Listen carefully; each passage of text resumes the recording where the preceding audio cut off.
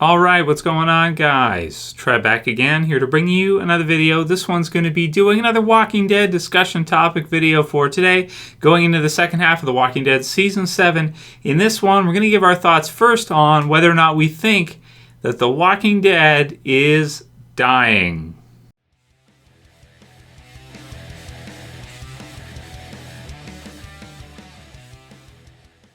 And spoiler warning, of course, as usual, if you're not caught up for Walking Dead. So I wanted to start off today's Q&A with this one, kind of give my thoughts on it. Now, what do we mean first by dying? Is the series dying?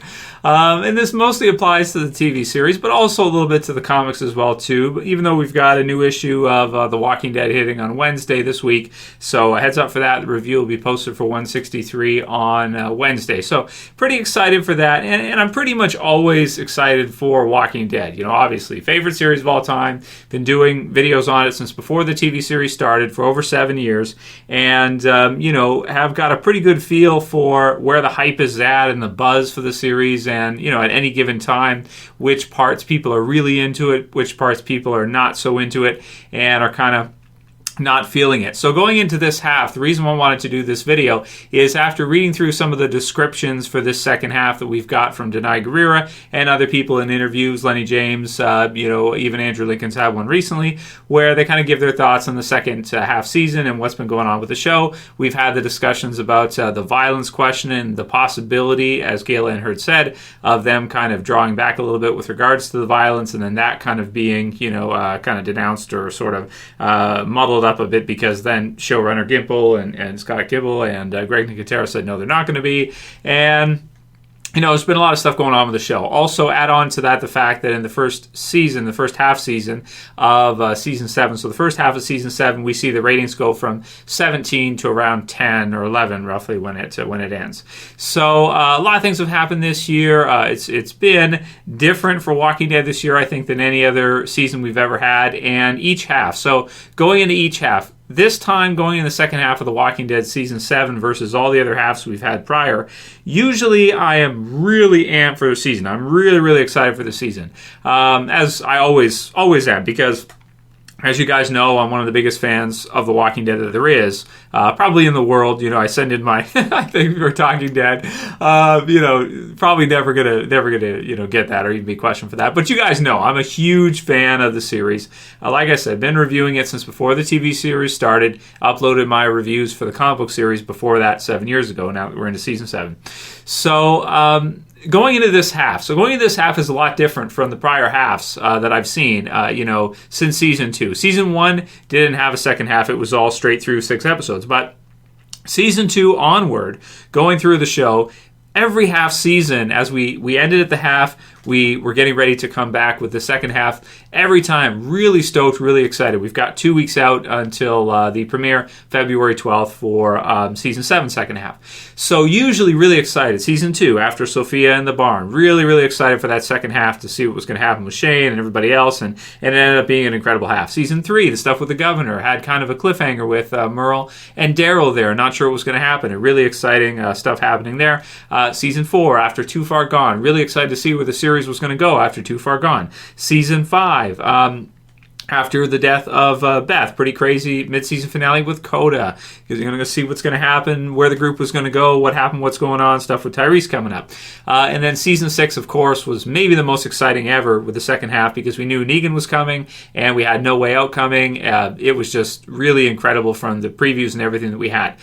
This time, you know, in terms of trailers for this half, we've had like Rise Up, and, you know, yeah, that's pretty exciting. You know, it's definitely not dry. It's not terrible or anything like that. It's pretty exciting. But when I compare it to all these other prior seasons, I'm like thinking to myself, I'm like, is this the least hyped half going into a Walking Dead half ever? Like, is this the least hyped that the show has ever been?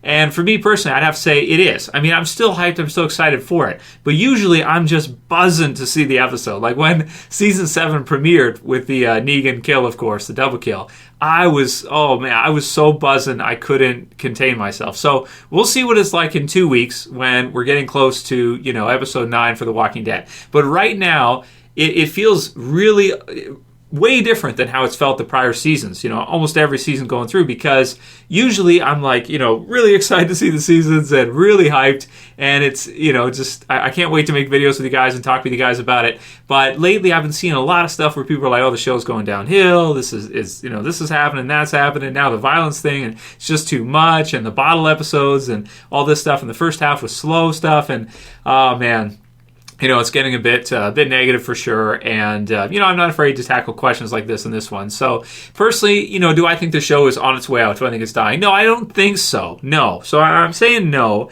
but, and this is a no with a but, this is probably the least hyped half that I've seen in the show, and I don't think that that's just me subjectively saying that. I think that's kind of like, from what I've seen in comments from you guys and what I've seen, overall, it kind of feels like this half is not quite where the show usually is at this time. Now, I mean, this is probably a short-term thing. It's probably kind of a lull period, or the calm before, so to speak, the calm before the storm. Of course, All Out War is probably going to be getting, ramped up and going by the end of the season. So by the time Season 7 ends, when we get closer to Season 8, and we start getting to see the events of All Out War and the fighting back and forth, this will probably all go away. People will probably be really excited for Walking Dead again, and it'll get its momentum back, and all the hype will be there and everything, and Season 8 will probably be insanely exciting. So really, maybe it's just like, because it's such a build-up, it's such a long build-up to maybe the biggest thing we've ever seen in The Walking Dead, which should be All Out War,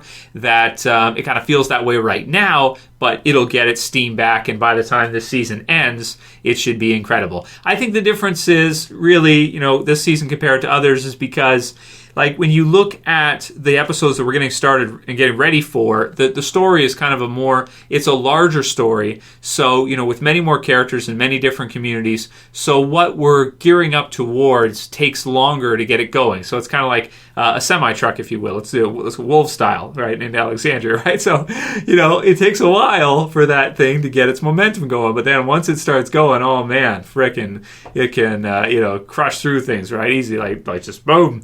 So I think that's kind of what we're dealing with here. We're dealing with something where the momentum is not as high as it usually is. The hype is not quite where it usually is at, I think, for this half. But I still think it should be a really good half, and it'll probably end better than it starts, is what I'm thinking for this half of Season 7.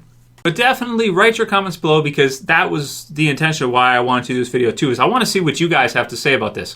How are you feeling about Walking Dead right now? Going into the second half of Season 7, are you feeling as hyped as you usually are, or are you kind of more like me, where it's like you're still hyped because maybe it's your favorite show or it's one of the best shows on TV in your opinion, but that you do feel like it's not quite where it usually is for Walking Dead? Like, it's not quite at that status that it usually is able to obtain for Walking Dead, where you just can't wait to see it. So let me know what you guys think. Write your comments below. Or do you think maybe I'm just totally off base here and you're more excited than ever for this half, compared to some of the other prior seasons? So let me know. Write your comments below, guys. Q&A part. First one's from BZA RZA GZA. I probably said it wrong again, Tiger style. Q&A, Trev, will we ever see an on-screen Lucille kill again of a human after the backlash the premiere received? Keep up the great freaking work. So, yeah, that's a really good question. I want to put this one first because, are we ever going to see Negan Lucille somebody in the head, let's say, kill them brutally, murder them with Lucille, again, because of the violence kind of drawback?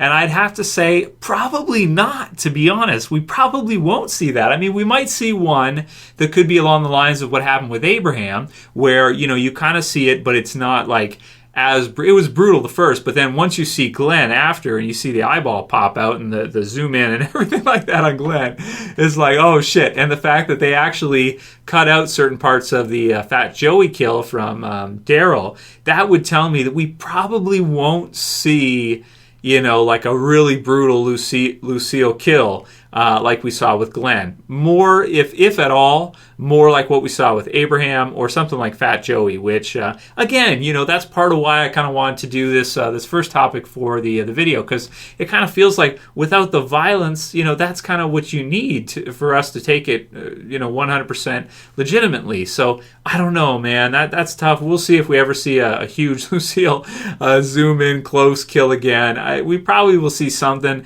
but I don't think it's going to be on the same scale as what they did with the Glenn eye pop. Definitely not. That was insane.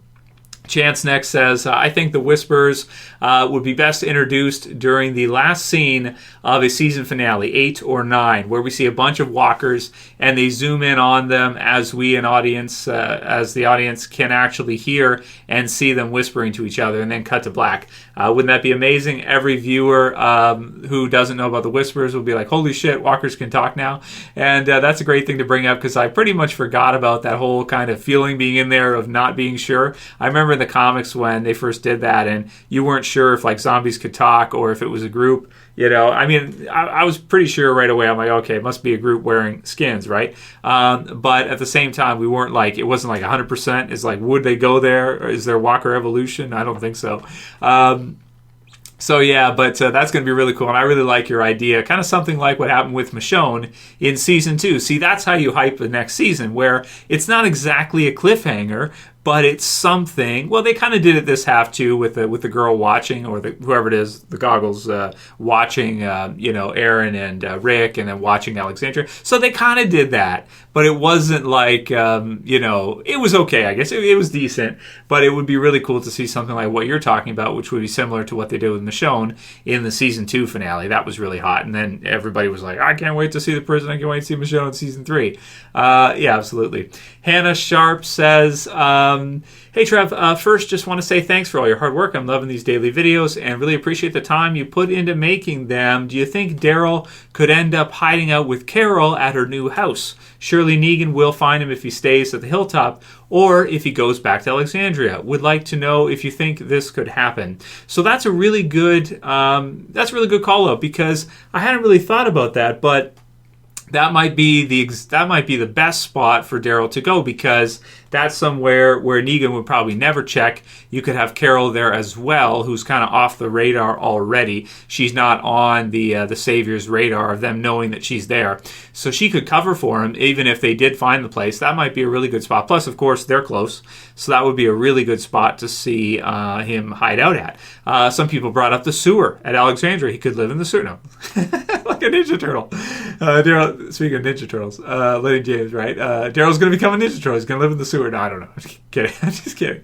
But I like your idea of the Carol house. That'd be cool. Mark Scott says, TWD, do you think the S on the prisoner from the sanctuary might stand for the scrapyard? That's from Mark Scott. So that's a cool comment. It could, and that would also, if that group is also under Negan, which it could be how Rick finds it. What if Rick and the others follow back a group that the group that goes to the kingdom for the pickup and then leaves, and Rick follows them in a car or something and sees where they go, and they go to a scrapyard or something, and then he kind of wanders in, knowing there could be another group that's under them. So we'll see what happens. It could be. Again, I'm not into spoilers this half, so don't know. But you might be right about that. We'll see. And the last one will be from Tobin Irwin, who says, why are you so lenient with Rick's decision not to fight back immediately? Giving up the guns was the worst decision ever. Had they set up some kind of ambush during the Savior's first pickup, they had a rocket launcher at that point. They could have wiped out a large part of their hierarchy right there and probably avoided a longer war altogether. So why am I so kind of lenient or understanding of Rick's decision with that? It's kind of TV show logic, I think, that you're using there. Negan rolled up with, over 50 guys, and Rick and the others, and they had Daryl too, and Rick and the others had almost nobody. That's tough, man. Numbers are so important. It's not to say you can't defeat a group that has larger numbers than you. If you're going up against a group that has, let's say Negan and the Saviors right now have 80 to 100, let's say, right? So, and as part of the group was 50, let's say. Rick and the others don't have that many. They have 10 fighters at best, and some of them are broken down. Maggie can't fight anymore, and some of the others are off in different locations. So it's just like, it's just, I totally understand his decision at first, thinking that, you know what, we can't really do this because he's just going to kill all the rest of us if we do this, and we're just so outnumbered. They have the numbers to such an extent that there's really no way. Also, Negan has another advantage. Negan knows where they are, and they don't really know for sure where Negan is. They kind of do now. They're figuring that out. But in the premiere, they didn't know. They didn't know. So, absolutely. But that's a good question, though. So I think Rick's decision made perfect sense in that scenario. I mean, if you mess with somebody who's got 100 people and you've got like 10 or a dozen or 15 or something, or even 20 or 30, that's going to be hard to overcome when they have like 5 to 1, 10 to 1 odds, this kind of thing. Oh, man, it's just crazy. So anyway, if you guys like this video, please don't forget to thumb it up below. Send me more questions for the daily Q&A, guys. We don't have too long now, and I am excited. I don't want to make this video sound like I'm not excited. Oh, I hate the show. I'm not going to make videos for it anymore. No, that's not what's going on. It's just not where it usually is this time. That's what I'm saying. So let me know what you guys think. Write your comments below. If you like this video, please thumb it up below. Share, favorite. If you're new and you want to subscribe, bottom left to subscribe. And click the bell to turn on the notifications to get notices when I post new videos on the channel. That's it for this one, guys. We'll see you again soon. It's Trev saying peace. Later, guys. See ya.